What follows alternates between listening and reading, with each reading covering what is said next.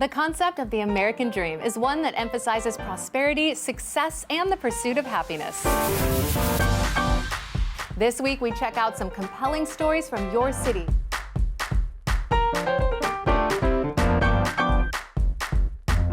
And visit a few outdoor locations in Las Vegas, North Bay, Santa Barbara, and St. Louis. These make some pretty interesting date ideas that stray from the usual weekend wine and dine. Welcome to the American dream. We do it in the spirit of going against the grain of the negative media, giving inspiring information, and having people walk away from our show with something of value. You're seeing a disruption in both the real estate and the mortgage space. A lot of people are just not willing to put in the work. What video does is that it demands an emotional response. You know what I love about the show? It's totally unscripted.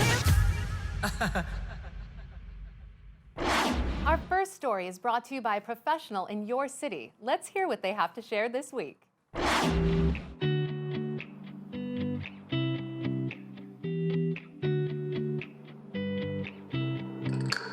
Hello, I'm Realty Rex Buchanan, and you can find me at realtyrex.com, and this is... I'm Gary Boyer, and you can find me at mortgagemonkey.com, and we're here today to tour an amazing home. I'm excited to share with you what is my newest listing here in Olympia, Washington. It's on the Henderson Inlet, and it's directly across from WSU's Wildlife Refuge and Protection Zone. And it's fantastic. It's the story of what happens when a loving architect marries a loving interior designer and they build their American dream house. Let's take a look. Welcome to 6037 Swain Drive, Northeast. Come on in. It's a true Northwest contemporary craftsman, very, very modern. And it has a huge sweeping views of Henderson Inlet on the Puget Sound, where you can see birds migrating. Just, of course, across it's just natural landscape. It will never have any houses on it. And the true post and beam construction, it was ceiling soaring to 18 feet? 18 feet. It's just absolutely incredible. So one of the things that I love about this house is this gourmet kitchen, which serves as the heart of the house where, you know, parties gather around this island. You can use this as a buffet and all the gourmet toys that go with it. Like this wonderful 48-inch Wolf stove, 6-burner, gas, 2 oven, and it's got the red handles, which everybody loves as gourmet. and I love this. So tell me about the cabinetry. The cabinetry throughout the house is actually white rift oak, or white straight rift oak. This is book matched, and this is a very uncommon detail, but I think it's very handsome when you compare it to what's here in the backsplash. You also get the wonderful feature of the farmhouse sink, which creates that homey, wonderful feel, but also having a large island, so I'm sure a lot of family gatherings, and especially just with this just being open to the family room, the dining area. It's just that incredible entertaining space. These doors, I think, are a beautiful adaptation of what they originally were. They were closed off so they could provide more privacy, but these were originally a screened door, and they recall what you have at the front door, which is another Chinese door. It provides a lot of privacy because you can close off the master bedroom, which lies beyond, but it provides another access point to the master. And it's all on grade with the master bedroom being on the main floor. So those with limited capacity and going up and down stairs, this house can work for. I love what they've done with this master bath. It's very much, you know, designers gone wild in here with every detail thought of. They've got custom cabinetry. They've got dual vanities complete with Carrara marble. Undermount sinks, which have this beautiful detail, which I haven't seen before, but it looks like you've dropped a stone into water and it has ripples. The tub is a huge soaker complete with jets and a fantastic view. Great place to end your day at the end of a long day with a glass of wine and just take it in and soak and relax. And remember, you've got a place that's an oasis all your own. I think this would be a great space for a family room, TV room, game room, what have you. And as you'll see in the next room, there's another bedroom. So this could serve as like a living, dining, kitchen space if you wanted to have a caretaker living in the house or have guest space. It was completely separate from the home. This space is a bonus room, but it could be used as that caretaker suite that I was talking about, or a guest room where people could stay long term, especially if you wanted to finish out a kitchen downstairs or on this level. It's so serene and peaceful down here, having only the birds as your neighbors. I couldn't love it more. And it's the kind of place I love. I'd love to show somebody like you through this house. Please give me a call. I'm Rex Buchanan with The American Dream, and I would like to make this house your American dream. Thanks a lot.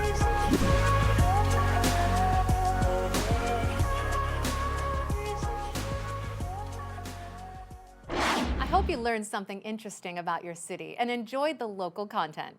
Up next, we head to Las Vegas to check out a 100-year-old orchard with Laura Harbinson and Bill Gaylord. Bill! Bill, I'm lost! I can't find you! Where are you?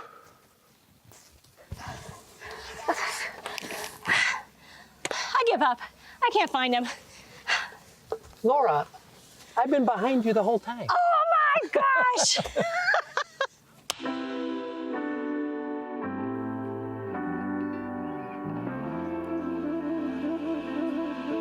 Bill Gaylord here with Laura Harbinson, broker owner of Realty Executives Southern Nevada Properties. And Laura, where are we today? Today we are at Gilcrease Orchards in Las Vegas. Absolutely amazing, amazing place. Icon of Las Vegas. Been here 100 years. We need to go find Mark, who's the manager, to show us around. And where's Mark?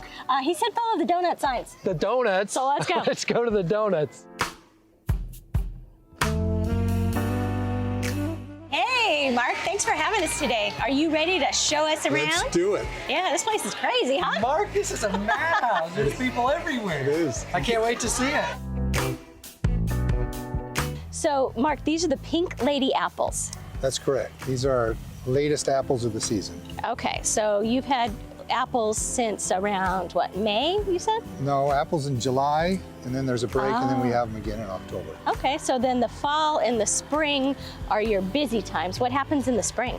So in the spring, we have open up in March, and we have asparagus, which is very delicious. And we have carrots, beets, and leafy greens, and other things like that. So the kids can come and pick their own carrots and all Right, too? right, Okay, kind of like a little treasure hunt where they can see what size they can find. right. You know, so I really miss that hayride. Is there any chance that we could do that today? Sure. All right, let's go do it.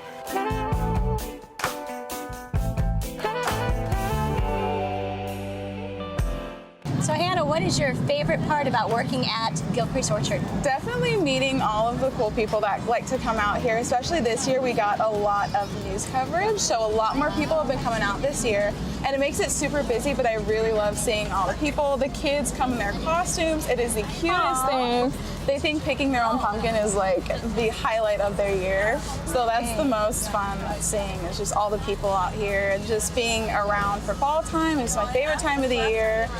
The vibe is just like so nice. So I much really fun. love it. That's awesome. Yeah. Now, you grew up here? Did you? Yeah, born and raised. And did you come out here as a kid? Oh yeah, all the time. I got all my plums, my pluots, my nectarines from here. It was like my favorite fruits. I always came here. Haven't come in most recent years, which I probably should, because they have some of the best produce out here.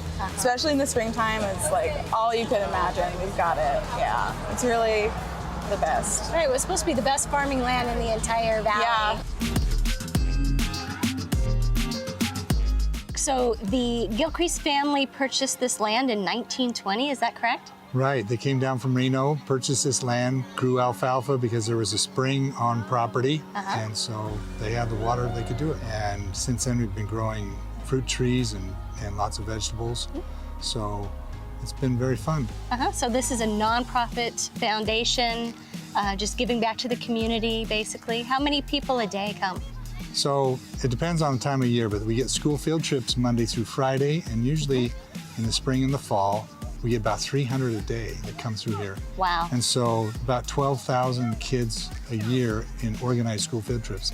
Plus when they come with their families Right, on the weekend. right. Yeah, this place is hot. It's Tuesday morning and this place is hopping. Yeah, it's busy. I can't believe it. Busy place. That's great. Well, let's, I think I'm gonna go find your pumpkin patch.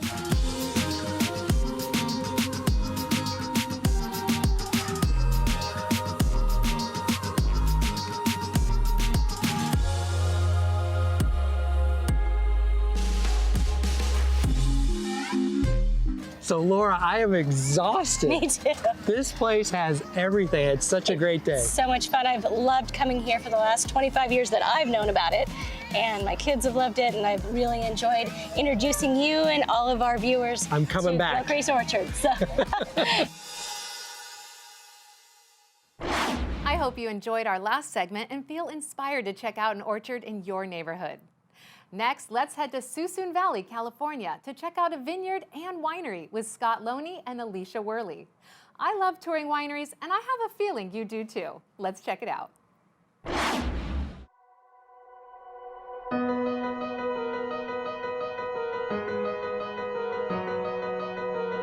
Hi, I'm Scott Loney. And I'm Alicia Worley, and we're with Country Estates. Today we're in beautiful Suisun Valley at Woodin Valley Winery. Hi, Ron. Hi, Alicia, how are you? Hey, Good. Ron, Scott, going? Welcome. Well, welcome to Woodin Valley. I'm going to take you guys around for a short tour today and learn a little bit about Woodin Valley Winery, Suisun Valley, and all kinds of fun stuff that happens out here. Let's go on over to the winery.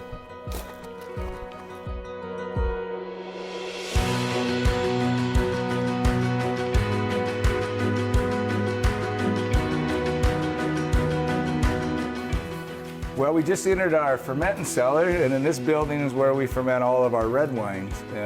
Those tanks back here will be all full of red wine. Some are full right now fermenting because we are in harvest. And then this piece of equipment behind me is our press, which is a newer piece of equipment that we've had for about 4 or 5 years. Right now we're in harvest, so it's a super busy time, but a great time to be visiting. So I always encourage people to come out and visit the winery. If they see my brother destemming some grapes down here, come on down and check it out. You said earlier you want to try something coming out of this press. Well, there'll be some juice coming out in a couple of days out of this press. Cool. Stop by and see that. So this is in the fermenting cellars where we turn grape juice into wine.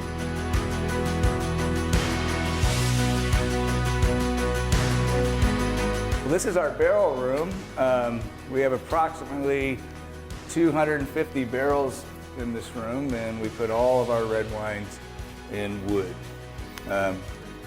Part of the reason you put wine in wood, red wine in particular, is not for oak flavor. It's actually to soften the tannins that are in the grape skins. I didn't know that. Yeah, so some people think, oh, I want oak flavor, but it's actually making the wine softer because oak has a tannin. Grape skins have a tannin. Together, the oak softens the grape skin tannin. They work together. That's it. They work together.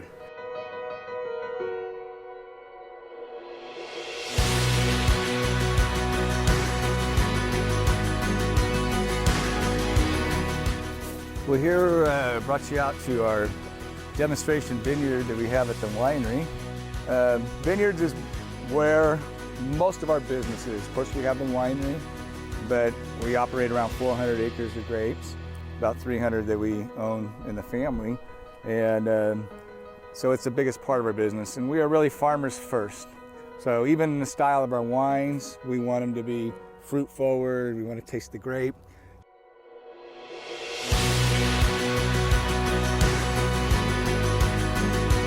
I better get back to work, you guys. It's harvest time. I want to thank you so much, Ron, for taking the time to give us the tour. Welcome. Yeah, as you know, I'm passionate about Suisun Valley. I think it's got a lot to offer. We are too.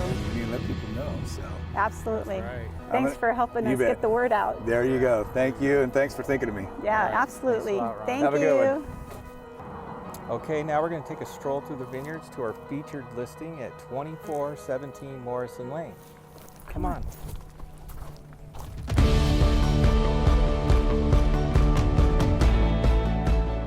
Okay, now we're in the farmhouse. It's approximately 2,000 square feet, has a big great room. with the master bedroom off of the great room, spiral staircase leading to the loft. And then over here, we have a brand new, fully remodeled kitchen with hickory cabinets, granite countertops, stainless steel appliances that lead off into the back 1.25 acres that are sitting on the creek. It's great, you gotta see it. That's what really makes this location special. Yeah, come and check it out.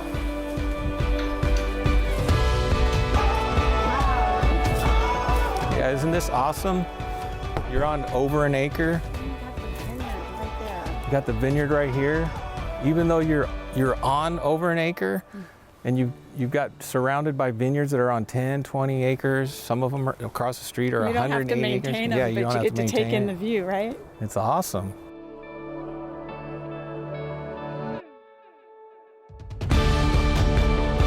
Anyways, we'd like to thank you for coming with us on our tour of the Wooden Valley Winery. Our little adventure and our listing that we just listed, and we look forward to seeing you next time.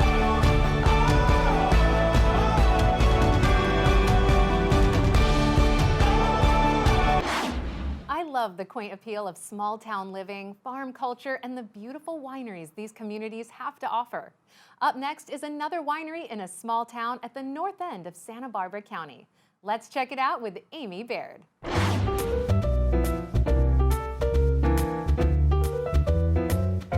So hi, I'm Amy Baird, and I'm up in Santa Barbara County on the north end of the county called Santa Maria, a little town called Old Orchid, and we're at Presqu'île Winery, which is a gorgeous property. We're out on 200 acres with Matt Murphy, who's the co-founder and president, and he's going to give us a little bit of information on the history and what Presqu'île means and what brought you out west.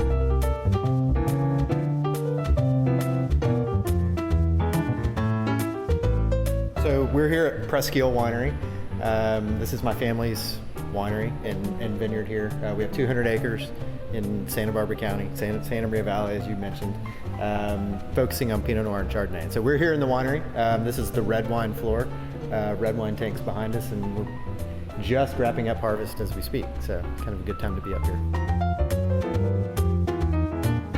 So the piece of property that we're on has a lot of undulation, rolling hills, a lot of elevation change, and so we wanted to play off of that in the way we designed and built the winery and tasting room. And so the winery sits up top at about 1,000 feet above sea level, connected underground to the cave and the tasting room. And so it's all gravity flow, and that's an ancient way of making wine. Before, pumps and electricity and all these things, modern conveniences existed. Yes.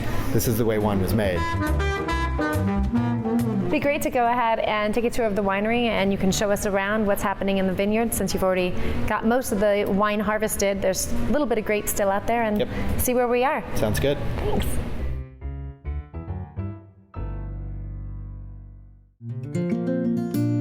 Still here at Presqu'île Winery, and it's the first opportunity I've ever had to actually interview my brother, Pryor Baird, who's out from Nashville, here in Santa Maria, our little hometown actually of Old Orchid, and he's going to play tonight for a sold-out crowd and promote Presqu'île, promote some nonprofits, and I just want Pryor to be able to give him an opportunity to tell us what's new in his music world.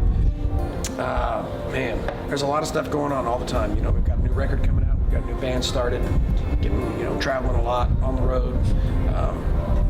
We've got people behind us now, and got some good momentum moving forward, and just having a great time being able to come home and share with my family and share with one of my great friends, Caleb Lee, and have him come out here and just enjoy what this beautiful piece of the world has to offer. And we're just happy to be here.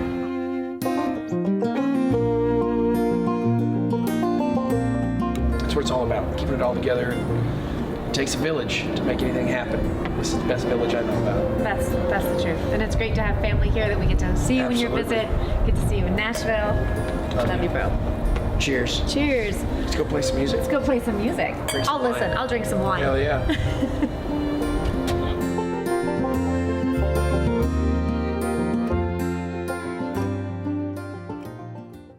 Last but not least, Brandy Dudenhofer takes us to a zoo that started as a family-owned farm, full of cute animals and a short drive from St. Louis, Missouri.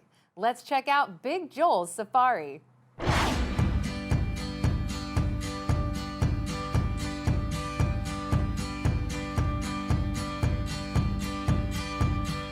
All right, Joel, well, tell us a little bit about yourself and how you started Big Joel Safari.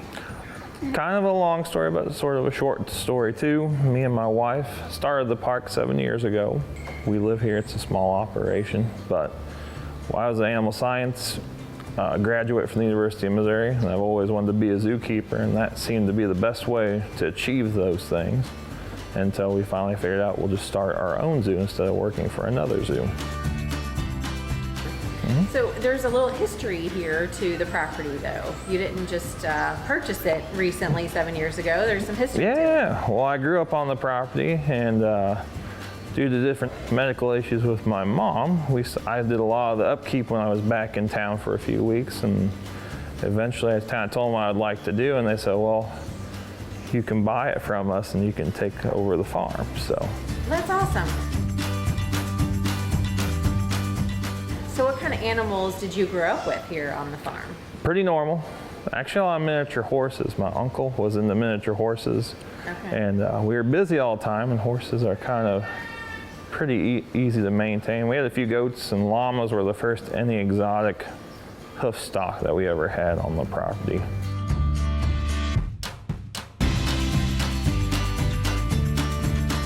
And so we have a lot of animals that we highlight that we just really like and we think public, and it's kind of worked. So you can get, even though you can't touch a lot of the animals here, or some of the animals, you can get pretty close and get up close, see what they look like, sometimes see what they smell like. So, you know. I guess that's a perk, or not so. Oh, it's not that bad.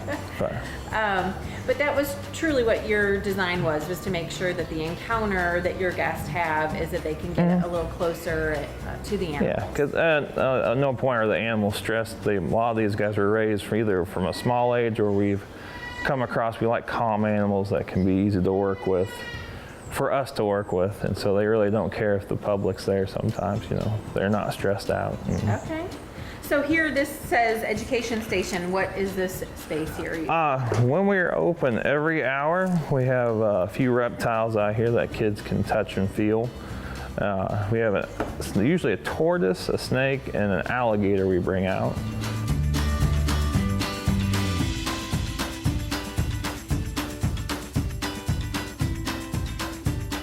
Joel, can you tell us about your hours of operation? Yes, this season we opened up in April, and we're going to November 3rd. We're open Thursday through Saturday from 9 to 5 and Sundays from 11 to 5.